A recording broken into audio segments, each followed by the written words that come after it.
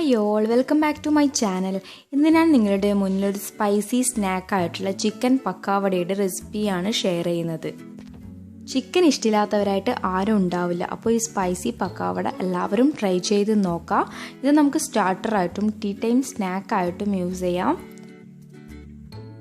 എല്ലാ ഇൻഗ്രീഡിയൻസും step by step ആയിട്ട് ഞാനിതിൽ പറയുന്നുണ്ട്. അപ്പോൾ എല്ലാവരും വീഡിയോ മുഴുവനായിട്ട് കാണാം.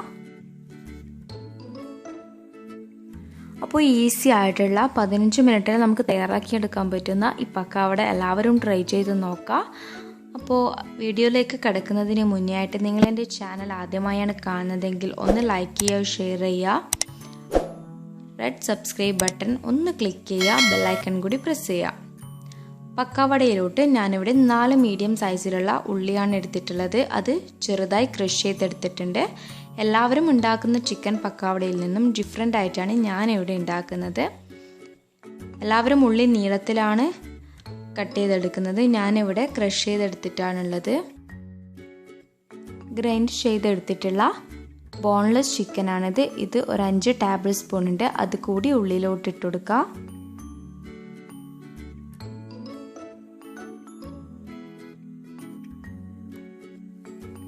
അതിൻ്റെ കൂടെ തന്നെ 4 മീഡിയം സൈസ് പച്ചമുളക് എടുത്തിട്ടുണ്ട്. റൗണ്ടിൽ കട്ട് ചെയ്തെടുത്തിട്ടുള്ളതാണ്. അതുകൂടി ആഡ് ചെയ്ത് കൊടുക്കുക. നിങ്ങളുടെ എരിവിനനുസരിച്ചിട്ടുള്ള പച്ചമുളക് എടുക്കുക.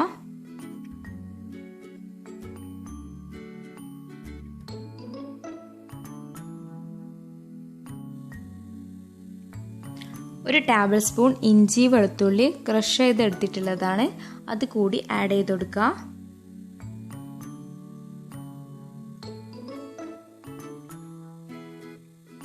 ഒരു ടേബിൾ സ്പൂൺ കറിവേപ്പില ചെറുതായി കട്ട് ചെയ്തതും അതിൻ്റെ കൂടെ തന്നെ 1/2 കപ്പ് മല്ലിയില കട്ട് ചെയ്തതും ഇട്ട് കൊടുക്കുക.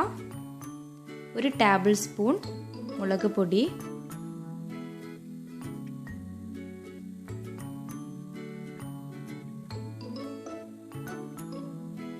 കാൽ ടീസ്പൂൺ മഞ്ഞൾപ്പൊടി,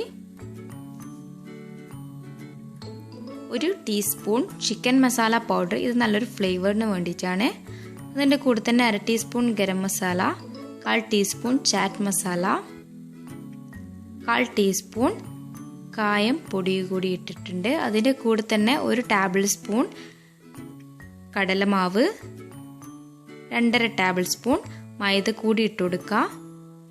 സാധാരണ എല്ലാവരും കടലമാവാണ് കൂടുതൽ ഇട്ട് കൊടുക്കുക. ഞാനിവിടെ മൈദയാണ് ഇട്ട് കൊടുത്തിട്ടുള്ളത്. മൈദ ഇടുന്ന ടൈമിലാണ് ചിക്കൻ പക്കാവടയ്ക്ക് കൂടുതൽ ടേസ്റ്റ് ഉണ്ടാവുക. 1/2 ടീസ്പൂൺ ഉപ്പ് കൂടി ഇട്ടിട്ടുണ്ട്. വീഡിയോ എടുക്കാൻ വിട്ടുപോയതാണ്. മൈദയും മുളക് പൊടിയും കുറവായിരുന്നു. ഓരോ ടേബിൾ സ്പൂൺ വീതം ഇട്ട് കൊടുത്ത് നന്നായി മിക്സ് ചെയ്ത് കൊടുക്കുക. വെള്ളമൊന്നും ഒഴിക്കേണ്ട ആവശ്യമില്ല. ഉള്ളിയിലും ചിക്കനിലും വെള്ളം ഉള്ളതുകൊണ്ട് നന്നായി മിക്സ് ആയിക്കോളും. വേണമെങ്കിൽ മാത്രം ഇത്തിരി വെള്ളമൊഴിച്ച് മിക്സ് ചെയ്ത് കൊടുക്കുക.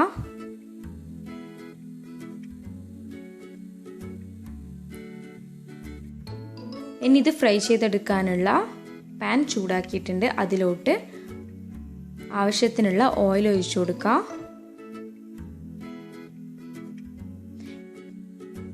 പക്കാവടയുടെ മിക്സ് റെസ്റ്റ് ചെയ്യാനൊന്നും വെക്കണ്ട. അപ്പം തന്നെ നമുക്ക് ഫ്രൈ ചെയ്തെടുക്കാം.